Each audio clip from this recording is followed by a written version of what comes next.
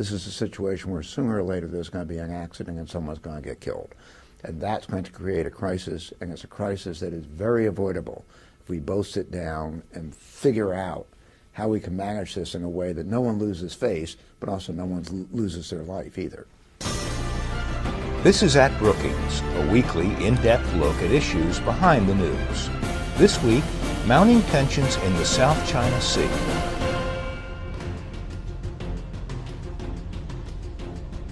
Disputes over sovereignty and maritime rights in the South China Sea have simmered for decades.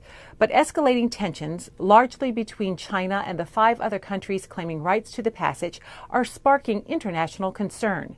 The waterway, which provides access to much of Asia, is also critical to the U.S. military. China Center Director Ken Lieberthal explains the issue should not be taken lightly. Well, Ken, as we know, there are 6 countries that are squabbling or have squabbled at some time over sovereignty and maritime rights in the South China Seas. What's the issue? Fundamental issue is a problem of having a lot of small islands, archipelagos, whose sovereignty is difficult to define, and the reality that there are, many believe, substantial fossil fuel resources under that region.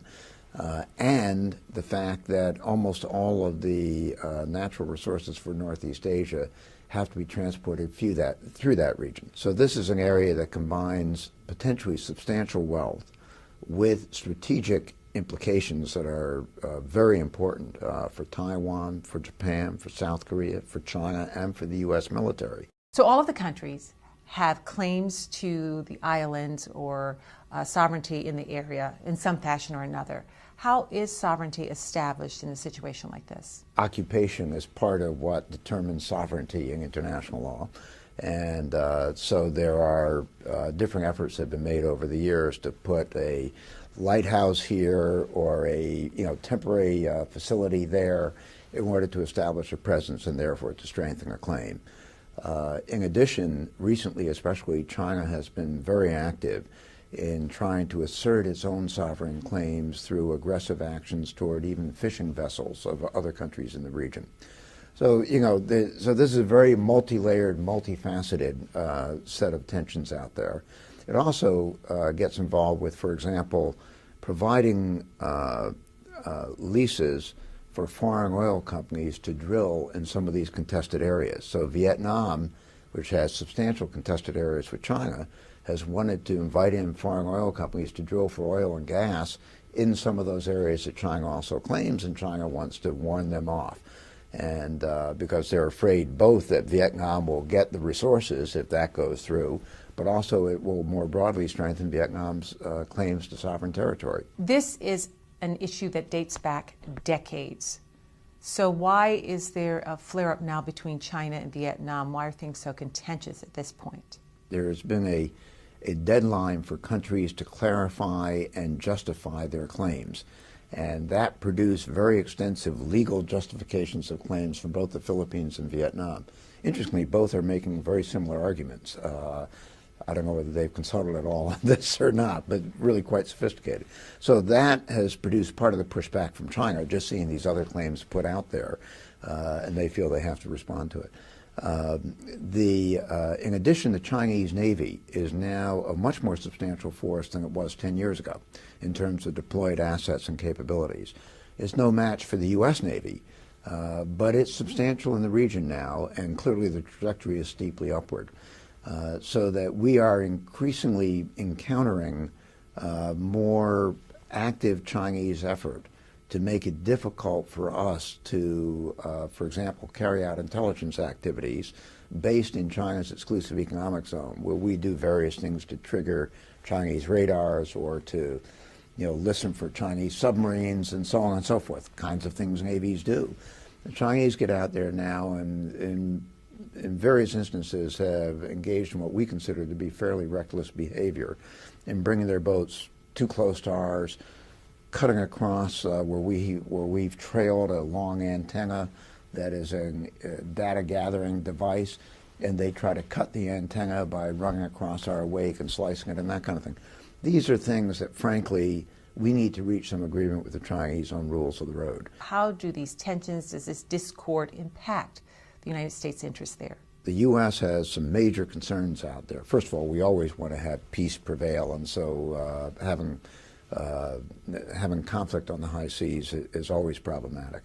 But more particularly, we affirm very strongly our rights to freedom of navigation in other than territorial waters. And the South China Sea is an extraordinarily important body of water for efficient moving of our Navy from our Pacific Fleet to elsewhere where it may be employed, especially in the Persian Gulf area. So this is a right we take extremely seriously. Let's put the United States' personal interests aside for the moment and talk about the United States as a negotiating arm.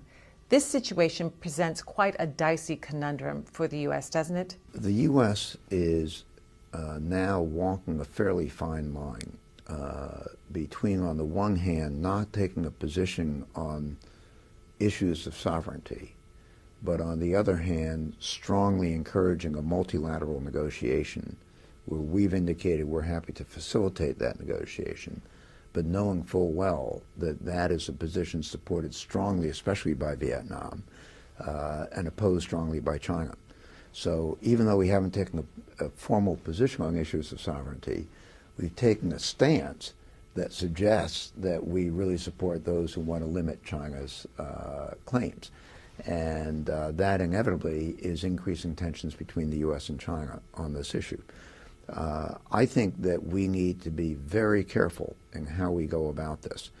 We don't want to become a captive of Vietnam's claims. We need to be mindful that while China has, as I've indicated repeatedly, been a, I would say on balance, a bad actor here. You know, they've been doing a lot actually on the water, arresting people on fishing vessels from other countries and all kinds of things to assert their claims. They aren't the only ones doing some of these things. And so we do want to have a peaceful outcome. We certainly have strong interests in maintaining freedom of navigation. But we don't want to inadvertently get ourselves in a position where it looks like we're supporting what everyone else is doing and we're opposing whatever China is doing, because the realities are more complicated than that. Stay up to date with the latest research, learn about Brookings events, and search our directory of experts, all from your mobile device. To download Brookings for your BlackBerry, Android, iPhone, or iPad, go to brookings.edu/mobile.